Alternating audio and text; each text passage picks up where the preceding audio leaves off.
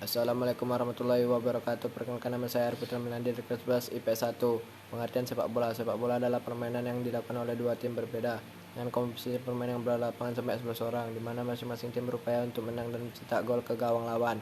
Permainan sepak bola melibatkan pergerakan unsur fisik, mental, motorik, dan kasar motorik halus, serta dibangun dengan kekuatan tim yang solid. Pergerakan seumur unsur tersebut dilakukan untuk menjaga pergerakan bola tetap dinamis dan melewati garis gawang.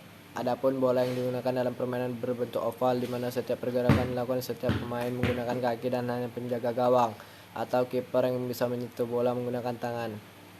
Sejarah permainan sepak bola.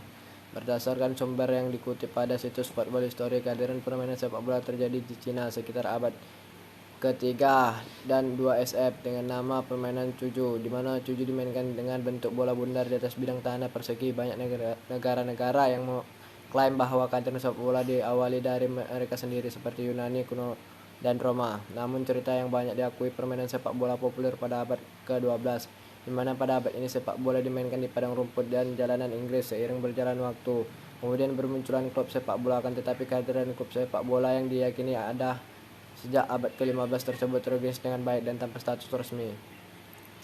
Oleh karena itu, cukup sulit untuk menentukan klub sepak bola yang pertama hadir di muka bumi ini. Beberapa sejawat Inggris mempercayai bahwa terdapat klub profesional yang dibentuk di Inggris pada tahun 1860 dengan nama Klub Inggris Notts County. Setahun kemudian, sepak bola modern lahir pada tahun 1863 ketika Asosiasi Sepak Bola Inggris didirikan.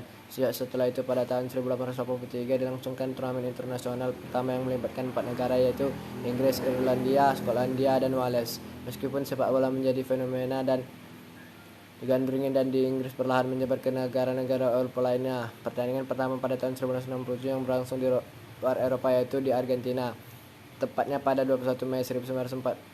Federation International Football Association atau FIFA didirikan, yang ditandatangani oleh 7 negara, yaitu Prancis, Belgia, Denmark, Belanda, Spanyol, Swedia, dan Swiss. Meskipun Inggris identik dengan sejarah perkembangan sepak bola, akan tetapi mereka tidak turut serta bergabung sejak awal. Tetap saja mereka bergabung pada tahun berikutnya. Semakin digandrungi oleh sepak bola diperkuatkan dengan dimasukkan sebagai olahraga resmi dalam Olimpiade pada tahun 1908, serta Piala Dunia yang dilaksanakan pertama pada tahun 1930 semakin memperkuat olahraga yang sangat populer di kancah internasional. Hingga kemudian pada tahun 1996 sepak bola wanita ditambahkan untuk pertama kalinya. 3. Peraturan yang ada pada permainan sepak bola. Sebagai salah satu olahraga tertua di dunia juga yang paling banyak diminati untuk ditonton, saat ini game tersebut dimainkan di seluruh dunia oleh jutaan orang. Dengan miliaran supporter, tidak heran sepak bola hadir dalam berbagai konsep pertandingan seperti Piala Dunia. Melihat antusias penduduk dunia terhadap sepak bola harus berbarengan dengan aturan main. FIFA sebagai organisasi internasional yang menaungi olahraga ini telah mengeluarkan aturan baku, peraturan tentang gol yang sah, di mana aturan pertama yang perlu diperhatikan adalah untuk memenangkan pertandingan bola harus masuk ke gawang lawan. Setiap tendangan yang mengarah ke gawang lawan harus diakhiri dengan melewati garis agar bisa jadi gol yang sah. Gol dapat dicetak dengan bagian tubuh manapun selain dari tangan atau lengan hingga ke bahu. Peraturan tentang waktu permainan. Aturan umum yang diperlukan adalah waktu yang berlaku selama pertandingan adalah selama 90 menit. Selama pertandingan akan dibagi menjadi dua bagian 45 menit pertama, kemudian akan mengambil waktu selama 15 menit untuk melanjutkan permainan kedua selama 45 menit. Ketika permainan berakhir imbang selama 90 menit berikut dengan tambahannya, maka akan dilanjutkan adu penalti untuk menentukan pemenang, di mana penalti dilakukan dalam kotak penalti dengan menang bola ke arah gawang lawan. Peraturan tentang jumlah pemain. Aturan selanjutnya adalah jumlah pemain dalam setiap tim sebanyak 11 pemain, terdiri 10 pemain lapangan dan 1 penjaga gawang. Setiap tim dapat menyediakan hingga 7 pemain pengganti. Penggantian pemain dapat dilakukan kapan saja dalam pertandingan, dengan masing-masing tim dapat melakukan maksimal 3 penggantian pemain per sisi. Selain itu, para pemain harus memakai ekipmen atau peralatan seperti mengenakan sepatu bola, bantalan tulang kering, dan jersey yang selasi. Selain itu, penjaga gawang juga akan mengenakan sarung tangan empuk. Dari setiap tim akan ditunjukkan satu kapten, di mana kapten yang nantinya akan memakai karet kapten. Bola yang digunakan dalam permainan juga telah diatur, di mana lingkaran harus memiliki ukuran lingkaran 58 sampai 61 cm.